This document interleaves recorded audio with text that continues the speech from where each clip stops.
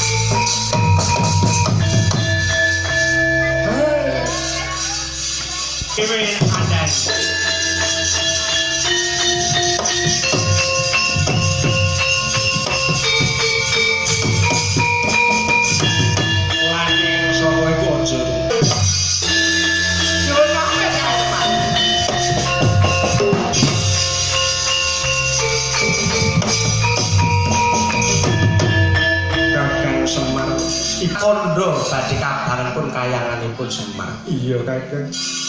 Aku nderek mangayu bagja kang dadi kelentek atinipun Kakang Semar anggone bakal mbangun kayangan.